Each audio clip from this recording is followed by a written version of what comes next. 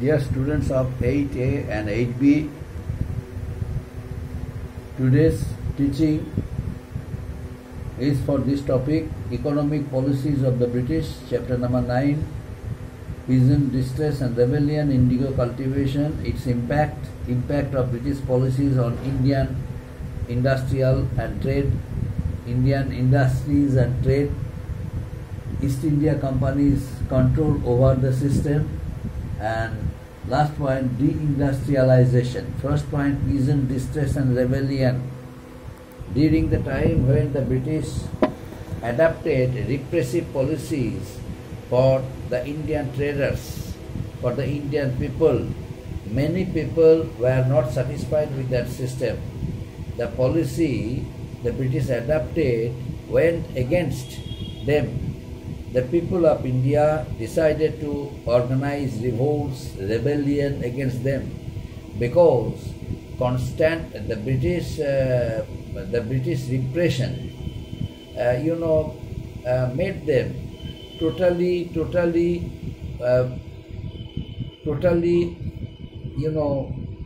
weak, and as a result, they wanted to come back. They wanted to have their identity as an Indian. They have the right to trade freely, but the Britishers allowed their native people to trade in India without any problems. Since they belonged to England and were coming to earn money from our country, India, they had sympathy for their native people but no sympathy for Indians. As a result, Indian people, they organized revolt, rebellion against the British, and constantly they started criticizing the British rule. In the 18th century, during that introduction of the British system of trade and commerce, it was due to opium and indigo cultivation in the market. Many peasants and farmers became a part of this revolt. Why? Because these were cash crops. The Britishers got themselves benefited with that system, but the peasants and farmers, they were unable to earn money from there. And that's why they decided to organize revolt against that system. China was the market for opium, and Britain needed indigo for the textile industries. Although the demand for these crops grew rapidly, the farmers were reluctant to grow them as they required the best fields for the cultivation that eventually had to be leased from landlords, whose rent charges were very, very high. Besides, the farmers were also reluctant to grow indigo as the crop converted fertile lands into barren and unproductive lands. Constant cultivation of indigo from a particular land made that very land very much infertile, and due to infertility, the production rate would automatically decreased. As a result, the peasants and farmers did not want to cultivate indigo constantly in their lands. Despite their reluctance, the farmers cultivated crops because they were harassed if they didn't. The continuous exploitation of the British traders, the continuous exploitation of the British money makers, and the money investors who invested their money, they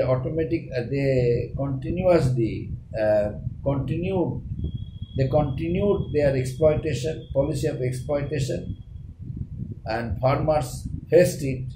That's why they decided to organize Blue Rebellion or the Indigo Revolt in the year 1859. The revolt was organized by the Indian peasants and farmers, and they were inspired by the book Nil Darpan written by Dinabandhu Mitra. And then the land revenue system exploited the farmers. The land revenue system exploited the farmers. As under the permanent settlement Rayatwari system and Mahalwadi system, the revenue rates rose every year and owners of the land were more interested in the revenue collected rather than improving the economic conditions of the cultivators. It was due to that reason some policies like regional specialization of crops and expansion into new agriculture lands in Northeast India and the commercialization of agriculture helped Indian agriculture to get linked to the world economy. You know, the British decided to introduce their own technique and own method, what they introduced in their own country, England. Because the British established so many factories and industries in their own country, England. And due to expansion of trade and commerce, due to expansion of their colonies throughout Asia, Europe and Africa, they decided to invest money, a number of investors, a number of capitalists came to India to invest their money in that very trade.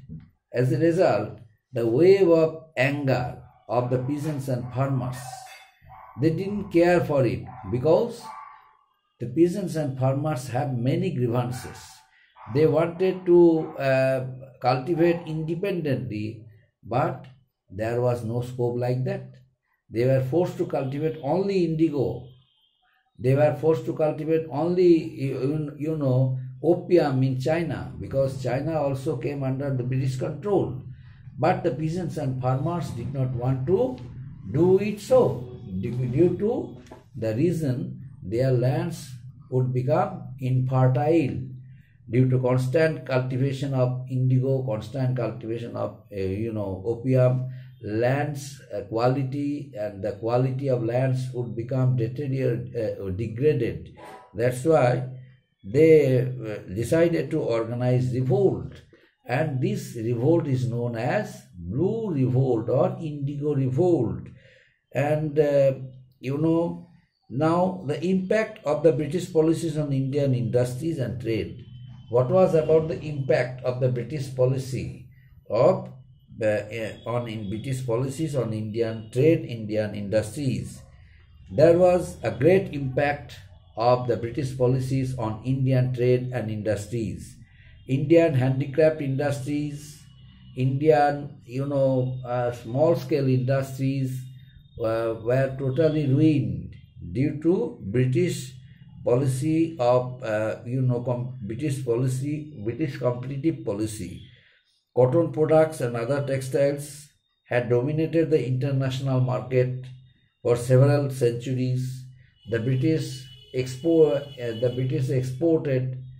their, exported raw materials from our country for their own country, England. They imported, machine-made goods and supplied it to our country, India. As a result, they occupied the large market of India for several centuries, and the finer varieties of cotton were sent to distant places of India, like Persia and Central Asia, by land and by sea routes. So the medieval kings in India were great patrons of Indian handicrafts. They were great patrons of Indian handicrafts and products. During the period, Dhaka, it was actually the glory and image of the Indians, the peasants and farmers, the artisans, the craftsmen. They all were involved in producing good quality products. That's why the kings of the medieval age, they appreciated their qualities. They gave them chance to earn money. That's why they earn a lot of money.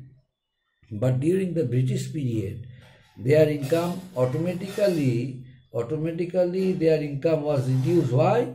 Because they could not earn because of some restriction imposed on the entire system, through the entire system introduced by the Britishers. And the British gave the chance to their native people, native traders.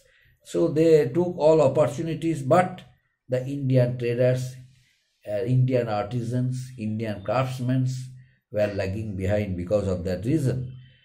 You know, many important centers of Bengal had become a great center of trade and commerce, like Dhaka, like, Murshidabad, Moradabad, Kashmir. Dhaka was known for muslin, Banaras was known for silk, Moradabad for brassware, Kashmir for shawl and carpet weaving, and Rajasthan for miniature paintings. So East India Company was controlling the entire market of Bengal, Bihar and Odisha, and the Indian traders and merchants started losing control over trade and trade activities, as they could not compete with the European traders. The French, the Dutch and the Portuguese competed amongst each other to purchase woven cloth at the cheapest price. As the British East India Company established its political power, the competitors were eliminated and trade came to be solely controlled by the East India Company. The exploitation of the weavers grew as the company demanded more and more profits, more and more produce in a shorter period of time. And as a result, the weavers worked at extremely low wages. They were forced to provide manual labor at a very low wages. And not just the weavers, but the destruction of almost all traditional Indian industries, was taking place during the 18th and 19th century because of British commercial policies. But this process has been described as deindustrialization. Why? Because of the British control, not just the weavers, but the destruction of almost all traditional Indian industries. Why? Because peasants and farmers could not earn money from their agriculture. Artisans and craftsmen could not earn money from their small-scale industry, handicraft industry, because the British policy of expansion, the British policy of trade and commerce ruined their trade, ruined their future, and hence they did not want, they could not earn money, and it was the most important cause of their dissatisfaction. The British decided to monopolize their trade in India. They decided to monopolize their trade. They did not want to leave an opportunity for the Indian traders to earn money independently. They wanted to make them dependent on them, and it was due to that reason this commercial policy, this process which was introduced by the British, is known as deindustrialization. And as a result, this policy of deindustrialization forced the Indian people to organize revolt against them, because Britain and in other European countries adopted protectional policies that imposed very high tariffs on Indian textiles, which were in great demand. So the Indian textiles, which had great demand in European market, and the British, by supplying it, earned a lot of money. Now the British decided to impose many restrictions on the Indian artisans, because they realized that under huge pressure they would be forced to make their muslins, and that would be supplied to their own country in high rates. So they would be benefited. The overseas markets for Indian textiles sank rapidly as a result, and the Britain needed a market for the machine-made goods, and hence brought in huge quantities to sell the Indian markets. India was a country of many important cities, many important towns. It had large market. The British occupied it not only the British started their rule in India, but at the same time the British traders also monopolized in their trade in Indian market due to manufactured goods, machine-made goods, which were produced from England, and these machine-made goods were very superior in qualities and very less in prices. That's why it occupied the large market of India, and Indian craftsmen, Indian artisans, they all became, jobless people. Their occupation was totally ruined. The cloth that was produced by the factories in Britain were much cheaper, and the Indian handloom industry could not compete with them because of the reason these were produced manually. But the goods which were produced from England through machines, it automatically occupied the large market of India because of its superiority, because of its quality, because of its price, and the prices of Indian products and quality is also not superior like the British manufactured goods, and prices also were very less.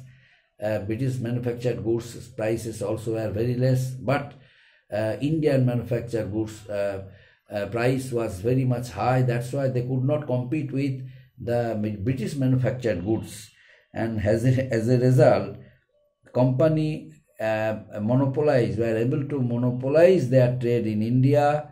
And with the establishment of the British Empire in India, the Indian ruling dynasties collapsed and the regional courts disappeared.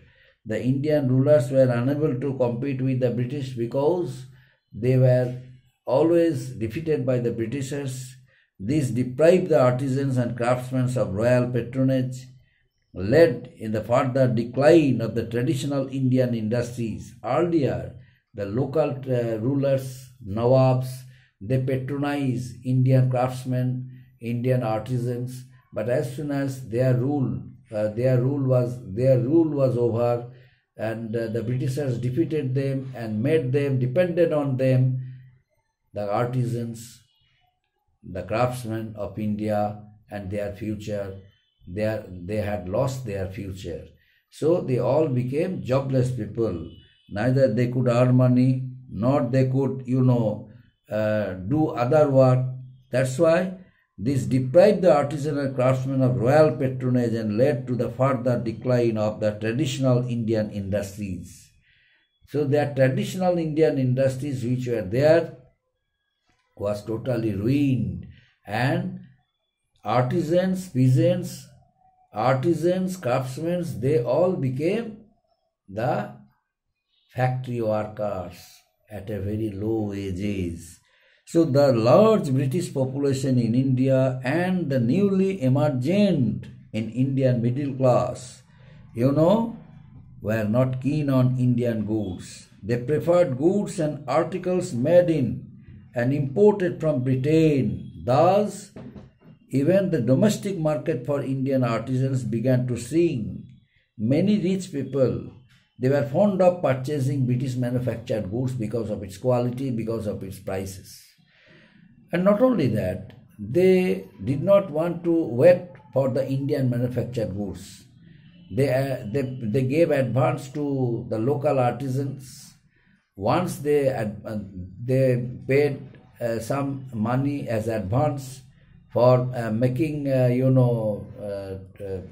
muslins or other goods or other cotton products, it was time consuming because they produced it through the manual system, but the rich people did not want to stay longer. That's why the manufactured goods which were produced through machines of England, it occupied the large market of India. Now the rich people started purchasing only British manufactured goods than Indian goods which were produced by Indian artisans, Indian craftsmen. And weavers, as a result, all became jobless people. It transformed from a major exporter of textile to a major importer of British factory-made textiles. The Britishers, became gainer. They introduced their own style of trade, own technique, own method, and ultimately they transformed them from a major exporter of textiles to a major importer of British factory-made goods or factory-made textiles in India. Thus, the economic policies of the British were exploitive by nature and deeply affected Indian agriculture and industry. The people of India, although they made an attempt to protest it by organizing revolts, rebellions, but the British crushed their rebellions, crushed their revolts, but temporarily it gave some it gave a tendency of rectification among the Britishers. So the Britishers tried their level best to give some concessions to the Indian artisans and Indian craftsmen and peasants and farmers. Therefore, from time to time, they started making experimentation over the system of land revenue, over the system of industrial policy, but always they safeguarded their own interests, and they did not have any sympathy for the Indian trader and the Indian craftsmen, Indian artisans, Indian peasants and farmers. They always adopted the policy of repression, and they exploited the Indians in trade and commerce in the interest of themselves in order to drain Indian wealth and money to their own country, England. Up to this, my dear students. Thank you.